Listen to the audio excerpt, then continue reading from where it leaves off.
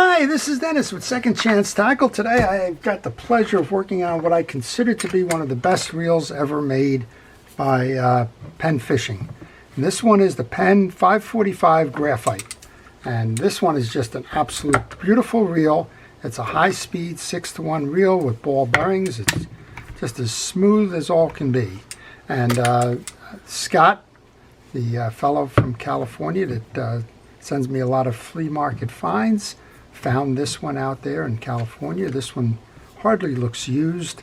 It's in beautiful condition, and we're going to take it apart. We'll show you how the reel is made, and we'll show you how to service it if you happen to have one of these. Now, I did a video a while ago on the 525. I think I may have even done one on the 535, but I don't believe I've done the one on the 545. So that's what we're going to do today. If you want to see the others, search my my library, and you should be able to find those videos there. Well, before I get started taking all the pieces and parts off, I want to encourage you to subscribe to my channel. If you like the art of reel repair, if you like to find out how reels are made, if you enjoy the hobby, if you're trying to find out more about what the manufacturers have done and how these things work, well, subscribing to my channel will teach you a lot of that. The whole idea behind my channel is to teach you to do it yourself. And if you can do that, and if I can do that, we'll both be successful in what it is that we're trying to do. So subscribe, hit that notification button, and we'll be on our way. All right. We took the handle nut off. We're going to remove the handle. I always encourage folks to take pictures along the way. Pictures are a good way or a good reference point as you're working on pieces to see the orientation of them, the order that they came off of, how to go back on, and so on. Because when it's time for reassembly, well, maybe you put the reel down, you weren't paying attention, you took things off pretty quickly. Next thing you know, you kind of forgotten where they are. So this is a good way to do it. And we took the handle off, and notice we have a little shim washer that goes between the handle and the star adjuster. Now we're going to take the star adjuster off.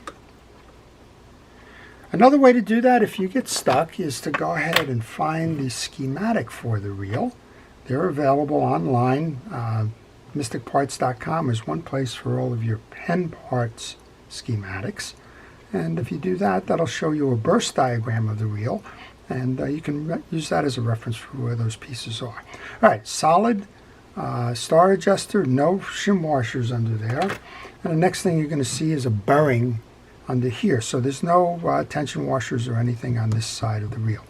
We have 1, 2, 3, 4, 6 screws that are holding the side plate on, so that's the next piece we're going to go to.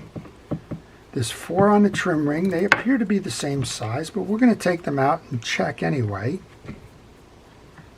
just because manufacturers have a way of putting longer or shorter screws in certain sections of the reels, and that's something that you want to pay attention to, again, when you're going to reinstall. That's 3. And here's a good example. The one here that came out from the side is shorter. Now there you go. So if they're consistent, this one will be shorter too. They are. So top and bottom are shorter than the side posts. So that's a good part just to check. You can see how these are smaller than those. Top and bottom, side posts.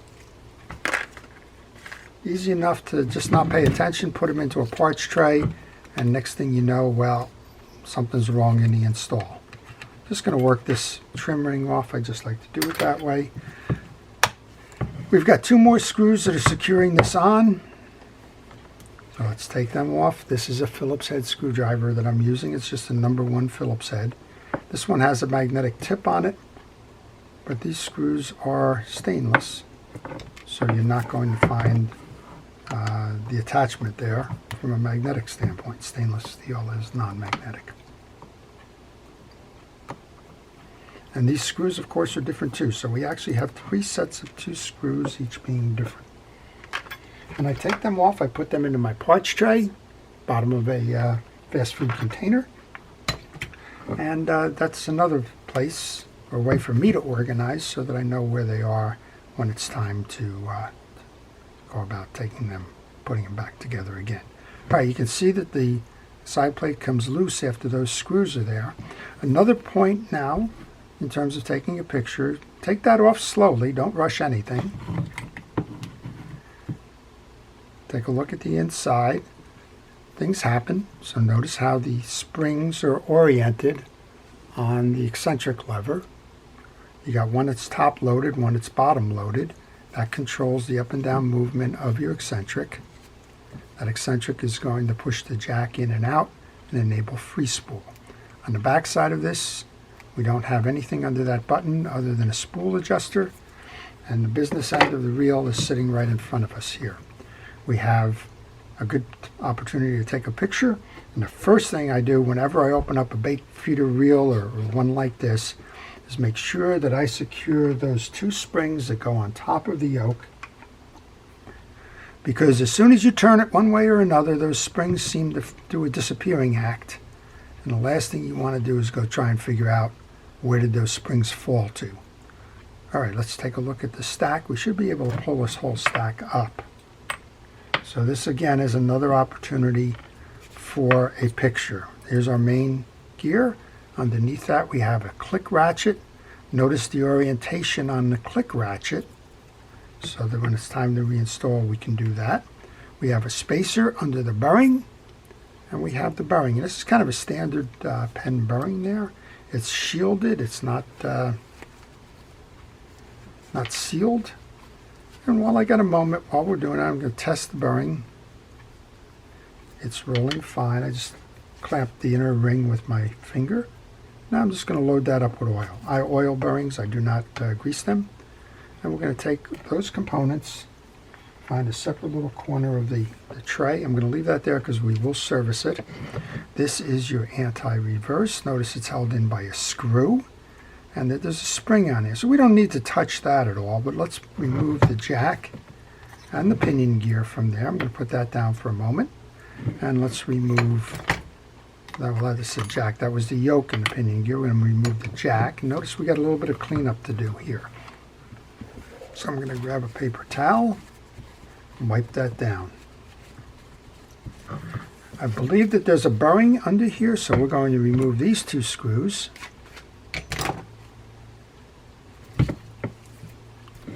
And we'll just check that main shaft, and if there is a bearing under there, we're certainly going to want to remove that shaft to give it some oil.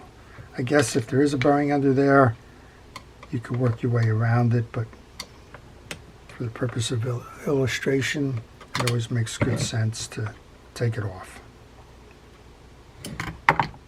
Just going to lay these on my table. I'm going to move that anti-reverse dog out of the way. I'll hold it with my finger and we'll pull up. So there is a bearing under here. If you did need to change the bearing, you could take the screw out and change it. We're just going to oil it. It's spinning freely. So there is evidence of usage on this. The first time I saw it, I wondered if it wasn't just a plain clean piece, but it has been used. And the whole idea behind servicing the reel is to clean up all the old greases and dirt and the like, and then inspect the parts to make sure that all of those parts are in good condition. If they are worn or anything, you would want to replace them, and then kind of put them back together again. All right, we're just working that screw into position on the one side. That's a tie down for the collar. We'll do that on the other side here. And this is a two-step service. You want to service the gear end, and you also want to service the non-gear side, because you have to get that spool out. There's bearings in the spool that you're going to want to work on. All right, we said note the orientation on that. That's the bottom side. This is the top side, so we can go ahead and put that back on while we're at it. Notice that this is a rectangle, and there's two squared shoulders on this post. Those need to seat properly in order to have the right height for your anti-reverse. I'm going to put a drop of oil onto that anti-reverse, and we'll show you how that works. So your spring side is pulling that up so that it keeps the pressure on the downside, and as you roll it, see that the dog stops it by sitting in that notch there. All right, we're going to just clean up that. That's a hard washer. You don't need to do anything with it. That goes underneath the main gear. Now we're going to dump the main gear's washers out just to check them. I believe this gear set uses the same drag washers as the Penn Jigmaster. I may be wrong. It may be the 320. It's not important right now because I'm looking at the drag washers and the drag washers are in good condition. I'm going to look at the main gear now and make sure that that main gear is got all uniform teeth and that it's clean, and this one is. I'm going to use fishing reel grease. I use Penn Precision reel grease for most of my reels, whether they're Penn reels or not. And we're going to get a good amount of grease onto the teeth here. You can see that it's been a while since the reel has had the greases and the oils. And that can either be through usage or just plain evaporation. When you keep a reel in storage, that stuff will settle and it will evaporate. All right, that's your main gear. Your stack starts with a washer, then it goes to the first metal that has a rectangular center. It's called a keyed washer. Then it goes to another drag washer, and then the next one up is an eared washer. It's one that has the points on it. Last of the fabrics, last of the metals, and then this is called the cap washer. So we're going to just put a light coating of grease onto these. These are HT 100 washers. I just dip it in the grease. I use my gloved hand to spread the grease around. You want to work it in. You want to keep these washers flexible, and grease does that. Keeps them from drying out. Then you wipe off the excess. And some folks skip that step. Some folks just think that they can put them in dry. That's all right. But it will, if it does dry out, it can wear prematurely. The grease itself does not do anything in terms of increasing max drag or slippage or anything like that. All right, last one now. Again, get enough on there that you can kind of fill the cross hatchings and then put it out. That's the drag stack. I'm going to turn our attention now to the pinion gear and the yoke. This is called the yoke because it looks like the yoke on a team of oxen from old. I'm going to clean that up and inspect that, and that is in good condition. We want to make sure that we put some grease onto the shoulders. Same thing here. This gear is very clean. You want to do the same thing. You want to check all the teeth, make sure that they spiral nicely. These do. And when I did the performance test before we started the servicing, this was running smooth, so there's really no issue there. Good amount of grease onto the teeth, and then the slotted side goes on the spool first, just like that. And we bring that down. Once we have that on, we can come back and put the main gear back on. And you may knock the washers out because of those squared shoulders. If you do, just be careful with that. Put the cap washer back on. Got a little bit of work to do to clean the old grease off of the jack here. And one thing you should note here is that this jack has an oblong hole in it right here. That's going to accept the stud from the free spool release. That stud. So I like to take the piece, get it lubricated, both sides, and then I like to seat it pretty much to the high side where the shoulders are just touching the yoke. That tells me that when I go to put this side on, if I move that stud up, I'm going to be in the general vicinity of that hole, which needs to mesh in order for that to be seated the right way. All right, we're going to put all of this together. We're going to turn it, make sure everything's turning fine, which it is. We're going to go ahead and take our springs that we put in here, one on each side, just like that. And remember, we had our spacer And we had our bearing, which we've oiled. And that completes the stack. Check the back side of this. It's all clean. If it wasn't clean, go ahead and clean it. Use starting with like a paper towel or something. If you need to get a little more aggressive, you can. But right now you don't need to do any more there. The stud is up here. We're going to load that over and center it on the holes. And then we're going to try to turn this and see if we have the free spool. We do. You can notice that as I turn the spool here, the handle's turning. When I go into free spool, it's doing fine by itself. It's doing what it should. Well, we took that case off, this little trim ring, but you can have quite a little balancing act if you just try to put that on, hold everything together, and get a screw in there. So the best thing to do is use the 2 screws that are below, which are outside of that trim ring. At least get one of those started, if not both. And that way you can release the pressure that your hand is keeping on this side plate so that you could do the rest of the servicing of this reel. All right, that's those 2. And then remember, we've got a mixed lot here. I like to set this right in the middle, kind of a balance, where you can see that there's a space there. And then I just bring that trim ring under it.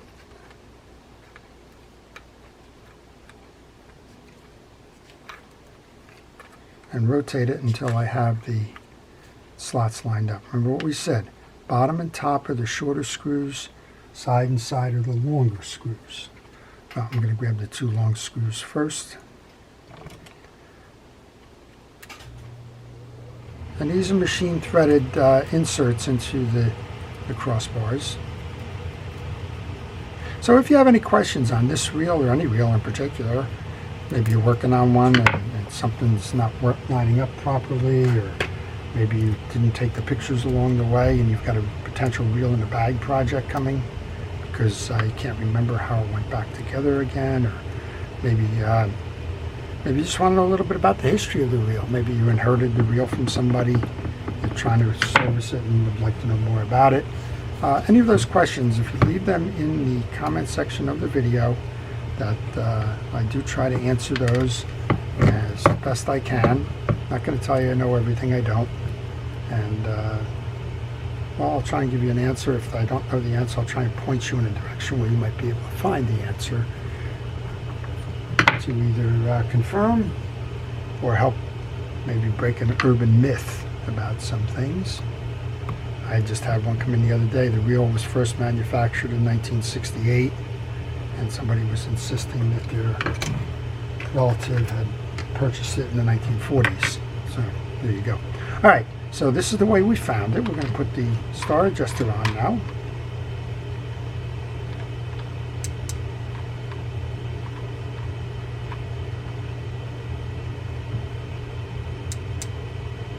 Just having a little bit of an issue here. There we go. Once you get it started, if you're having a little bit of trouble with that post spinning, just use the handle as a wrench. Put it over the indentation where it should sit. Tighten it down. You take your handle off, because remember we had that little shim washer goes in there now. Now you can put your handle back on. Put your handle nut back on.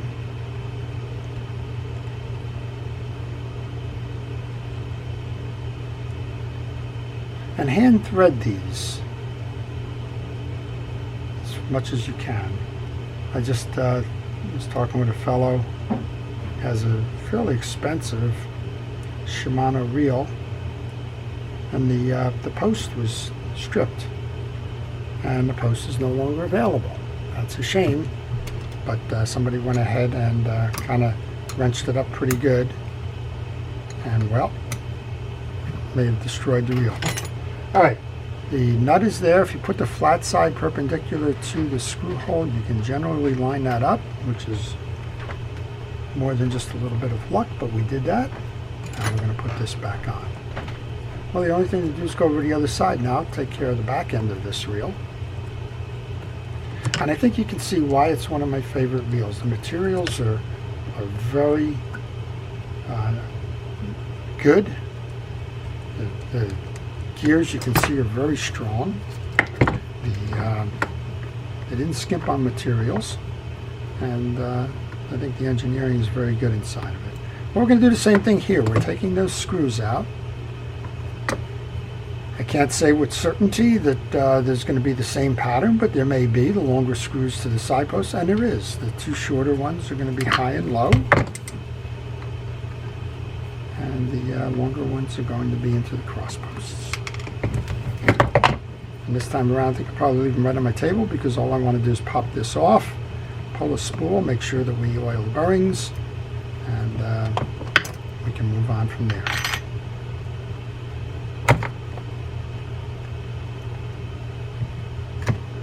Just be patient. If it's not coming for a reason. Okay, here's our bearing that we want to oil. I'm going to use fishing reel oil for this, just like we use fishing reel grease.